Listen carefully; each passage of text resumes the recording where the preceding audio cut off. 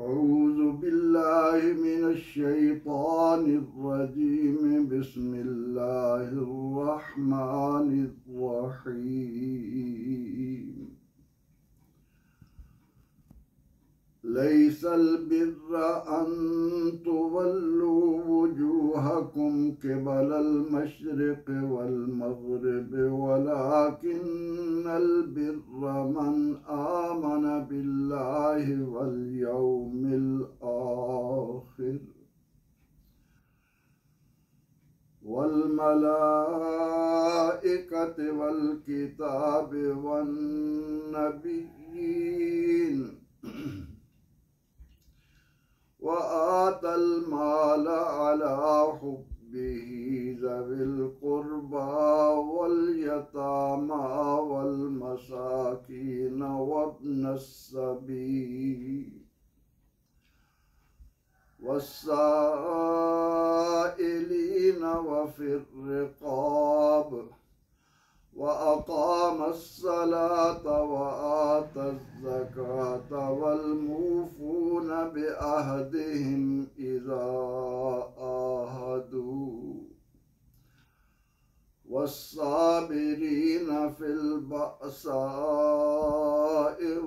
والضراء وحين البأس أولئك الذين صدقوا وأولئك هم المتقون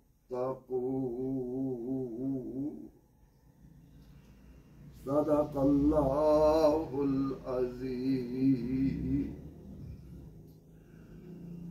سورہ البقرہ آیت نمبر 177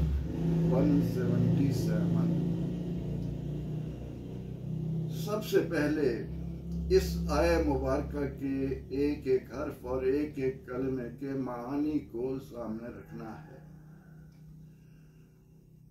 چنانچہ ارشاد ہوتا ہے کہ لیس البر نہیں نیکی. لیسا افعال ناقصہ میں سے ہے، اس کے معنی ہے نہیں. البر بر نیکی کو کہتے ہیں، لیکن جب اس پر الف لام آ گیا تو اس کا معنی ہوا کہ مخصوص نیکی، کوئی خاص نیکی. ان تولوا وجوہکم، ان حروف میں سے ہے یہ کہ تولو پھیرو تم،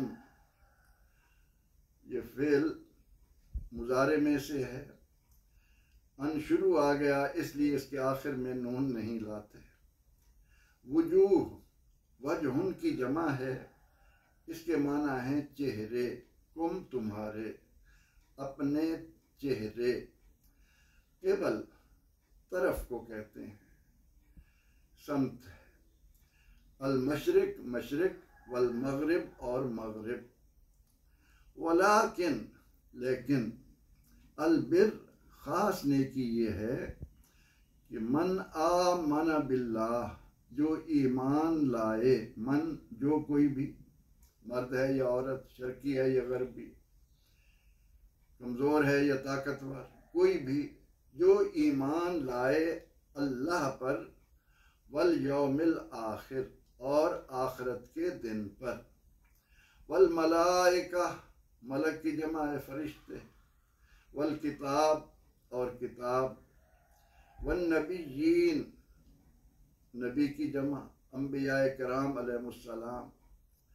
وآتا اور دے، المال مال، علی حبہ اللہ پر، حب اس محبت ہی اس کی محبت کے باوجود. ذوی القربہ رشتہ دار. والیتامہ یتیم کی جمع یتامہ. والمساکین مسکین کی جمع مساکین، غریب لوگ. وابن السبیل اور مسافر. والسائلین اور سوال کرنے والے. وفی الرقاب اور گردنیں چھڑانے میں، لونڈیوں کو آزاد کرنے میں یا مقروضوں کا قرض ادا کرنے میں. وَأَقَامَ الصَّلَاةَ وَمَنِ اور اقام قائم کرے، الصلاۃ نماز.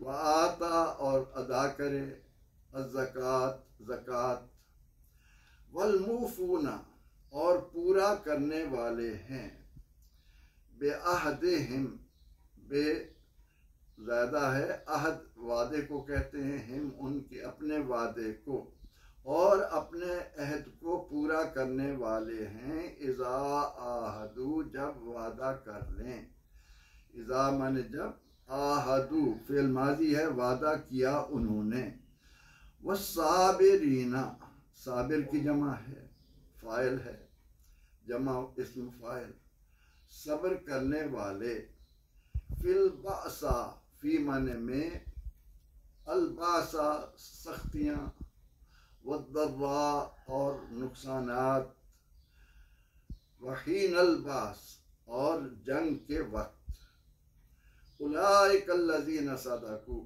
اولئک اسم اشارہ بعید ہے، یہی وہ لوگ ہیں، الذین جنہوں نے، صدقوا سچا کر دکھایا یا سچ کہا، وَأُولَئِكَ هُمُ الْمُتَّقُونَ اور یہی لوگ متقون ہیں، پرہیزگار ہیں، اللہ کی عظمت کو ہر وقت مد نظر رکھنے والے ہیں۔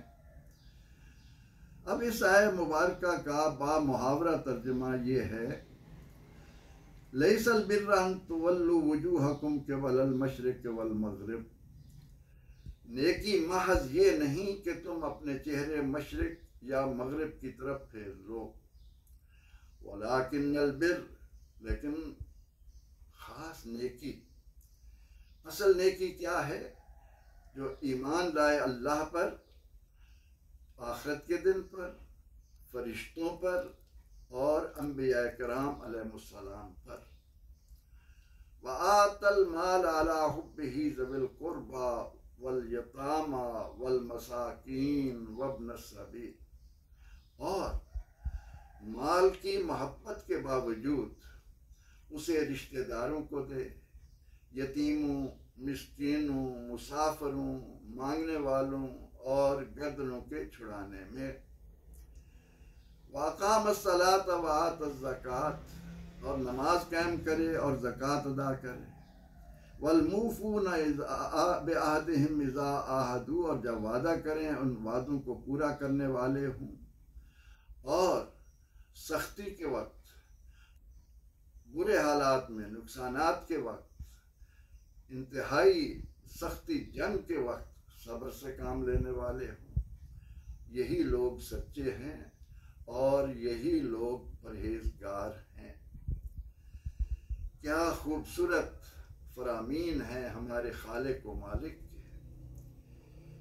یہ آیہ کریمہ ان جامع آیات میں سے ایک ہے جو ہمیں عقائد بھی عطا کر رہی ہے، ارکان اسلام سے آشنا کر رہی ہے، اور اعمال حسنہ اور اخلاق کو سنوارنے والے اعمال بھی اس میں ہمیں عطا کیے جا رہے ہیں۔ یاد ہے تحویل قبلہ پر اہل کتاب نے، بالخصوص یہود نے شور مچایا، ایسی ایسی بحثیں لائے کہ یہ بحث کہیں ختم ہونے کو نہیں آ رہی تھی۔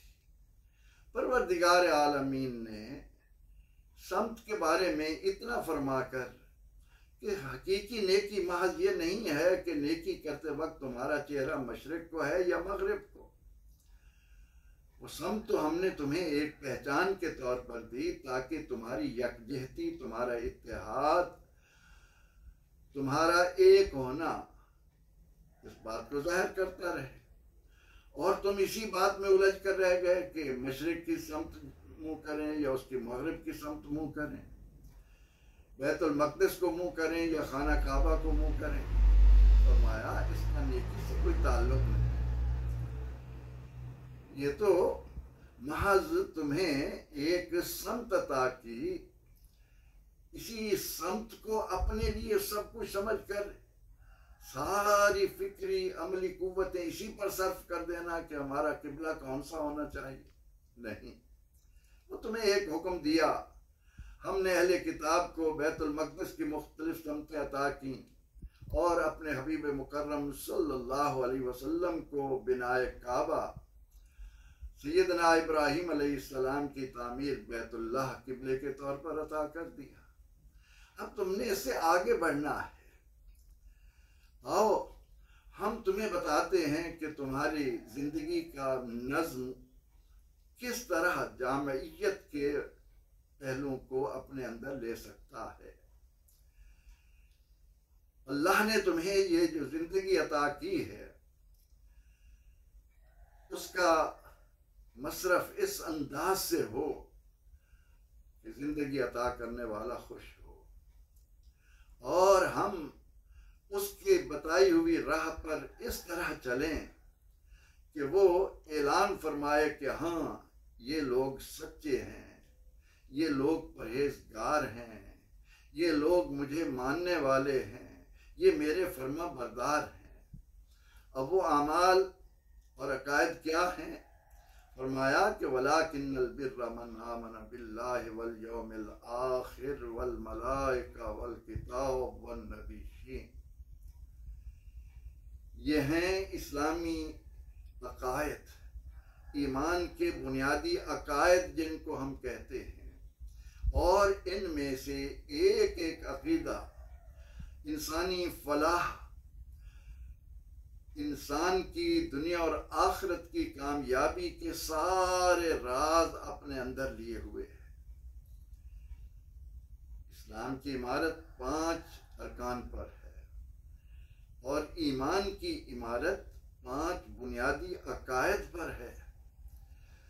یہ بنیادی عقائد ہوں یا ارکان اسلام، یعنی نظریہ ہو یا اس نظریے کی عملی تعبیر، یہ تمام کے تمام انسان کو حسین تر بنانے میں، انسان کی دنیا اور آخرت کو سنوارنے میں اکسیر کی حیثیت رکھتے ہیں۔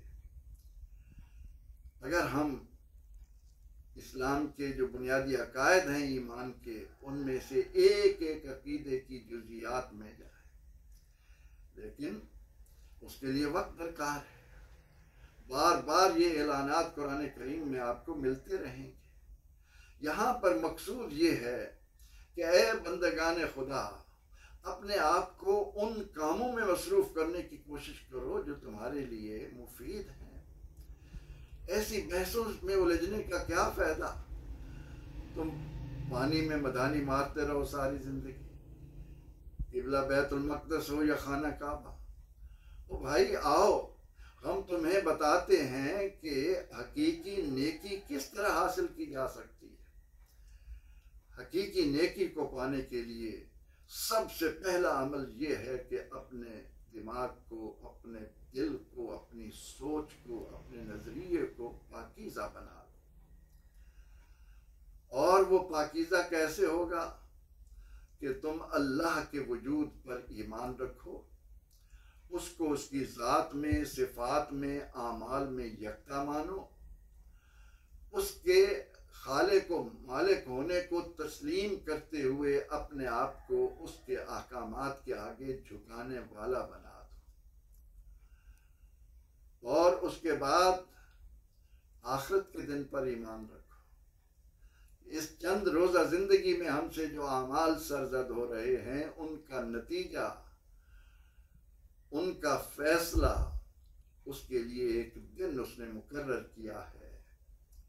اور یہ جو آخرت کا نظریہ ہے، یہ سب سے پہلے انسان کی دنیا سنوارتا ہے۔ آپ نے کبھی سوچا کہ میں اور آپ جب حقیقی معنوں میں اس بات پر یقین رکھنے والے ہوں کہ میرے ہر عمل کو میرا رب دیکھ رہا ہے، اور اس نے مجھے ان اعمال کی جزا اور سزا دینی ہے، اس کا نتیجہ کیا ہوگا؟ ہم انتہائی صاف ستھرے انسان بن جائیں گے۔ جب ہمارا یہ ایمان پختہ ہوگا کہ ہم نے ایک دن اپنے رب کے حضور کھڑے ہونا ہے، تو اس کی وجہ سے ہماری زبانیں، ہمارے اعمال، ہمارا رہن سہن اتنا پاکیزہ ہو جائے گا کہ ہم نفع رسانی کے پیمبر ہوں گے، کہیں بھی کسی بھی انداز میں کسی کو دکھ دینے والے نہیں ہوں گے۔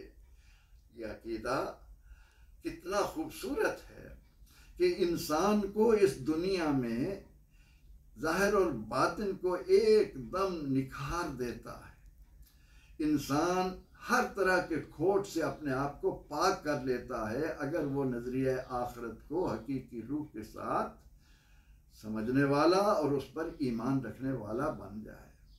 اس کے بعد فرمایا کہ والملائکہ، فرشتے اس کی مخلوق ہیں، اس کا حکم بجا لا رہے ہیں۔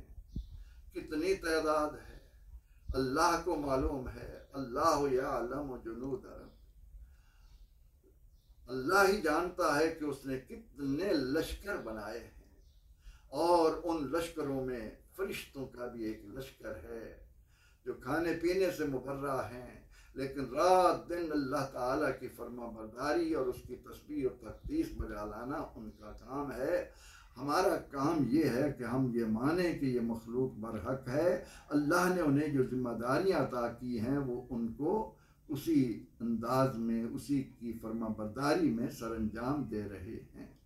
والکتاب، چوتھا عقیدہ کیا ہے کہ اللہ نے اولاد آدم کی ہدایت کے لیے الہامی تعلیمات جو عطا کی، آسمان سے جو کتابیں اتاری، ان پر ایمان رکھنا ہے اور ان کو حرف آخر جاننا ہے، اور اس میں جو کتاب تحریف سے جس کی حفاظت اللہ نے لی وہ قرآن کریم ہے۔ اسی طرح پانچواں بنیادی عقیدہ بیان کر دیا النبیین، کہ اللہ نے آدم علیہ السلام سے لے کر محمد عربی صلی اللہ علیہ وسلم تک جتنے انبیاء کرام علیہ السلام بھیجے وہ سارے کے سارے برحق ہیں، اور ہمیں چونکہ آپ کی آخری امت کے طور پر اس دنیا میں لایا گیا، ہم نے آپ صلی اللہ علیہ وسلم کی اطاعت اور اتباع کو اپنے لیے لازم ماننا ہے۔ فرمایا کہ حقیقی نیکی کیا ہے کہ اپنے عقائد کو ان عقیدوں کی روشنی میں صاف ستھرا بنا لو، اور اس کے بعد ہماری عملی معاشرتی زندگی کیسی ہو؟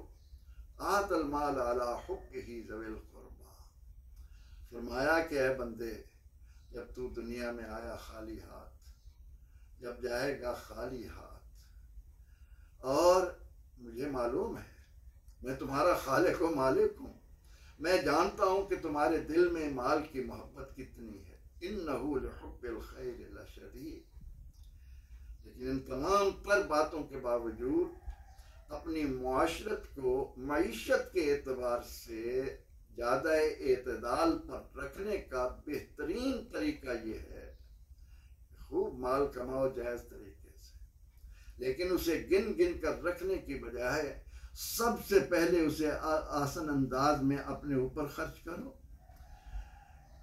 تمہارا رہن سہن اتنا سادہ اور لگاتار ہو، تمہیں کسی کی احتیاج نہ ہو، اور اس کے بعد جو تمہارے پاس زائد مال ہے اس کو اللہ کی راہ میں خرچ کرو۔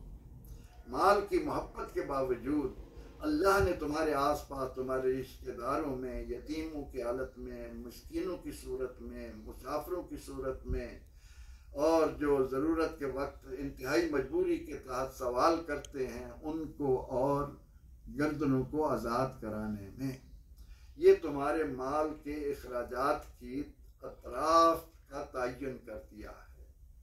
اور یہاں پر یہ بتاتا چلوں کہ ان میں سب سے بہتر مال کا مصرف وہ ہے کہ دنیا کے اندر علم کی اشاعت کے لیے اپنے آپ کو قائم رکھو، اور اپنا مال اس راہ میں بھی ضرور خرچ کرو۔ اس کا اور مقامات پر ذکر آیا، لیکن یہاں اس آیہ مبارکہ میں دوسرا حکم بنیادی عقائد کے بعد یہ دیا گیا کہ مال کی محبت کے باوجود تم نے اپنے اللہ کو راضی کرنے کے لیے اسے رشتہ داروں میں سب سے پہلا نمبر رشتہ دار کرو، کیونکہ آقا علیہ السلام نے فرمایا کہ ان پر خرچ کرنے میں اللہ کریم دوہرا اجر عطا کرتا ہے، ایک رشتہ داری کا اور ایک خرچ کرنے کا۔ اور اس کے بعد ارکان اسلام کا ذکر کیا کہ نماز کا قیام اسے مستحکم کرنا ہے، اور زکوٰۃ دینے میں ہچکچاہٹ سے کام نہیں لینا۔